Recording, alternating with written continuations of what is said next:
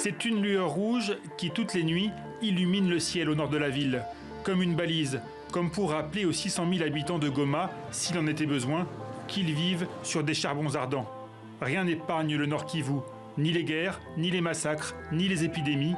Mais pour les Gomatraciens, le véritable enfer se trouve là-haut. À 3700 mètres d'altitude, un lac de lave en fusion, infime partie du magma qui se cache sous le Nyiragongo, la montagne qui fume en langue locale.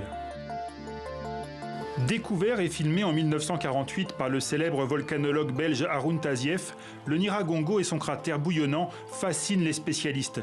Des scientifiques du monde entier y ont installé leurs instruments de mesure, d'autres ont exploré le cratère au plus près du danger. Depuis des décennies, c'est l'un des stratovolcans les plus étudiés au monde. Le volcan, il est vraiment très particulier. C'est le volcan avec la lave plus rapide sur la planète. Il arrive à 100 km/h sur le flanc du cratère. Ces coulées de lave-là, elles vont très rapidement. Vous n'avez pas de possibilité de vous échapper si vous êtes dans le collimateur de la coulée. Fascinant et extrêmement dangereux. En 1977, 600 personnes recensées, sans doute plus, avaient péri dans l'éruption du volcan. En 2002, les coulées de lave avaient enseveli la moitié de la ville jusqu'au lac Kivu. C'est un signe de la fin du monde, quoi. Pourtant, malgré le risque permanent d'autres éruptions, Goma s'étend. De nouveaux quartiers sont construits, toujours plus près du volcan.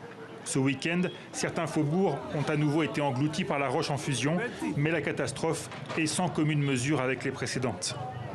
C'était une éruption toute petite. Et ça, ça a évité une tragédie de proportions gigantesques.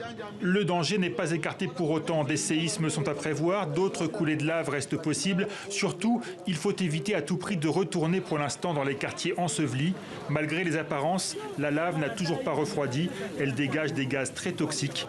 En 2002, quelques jours après l'éruption, 200 personnes étaient mortes en voulant vidanger de l'essence.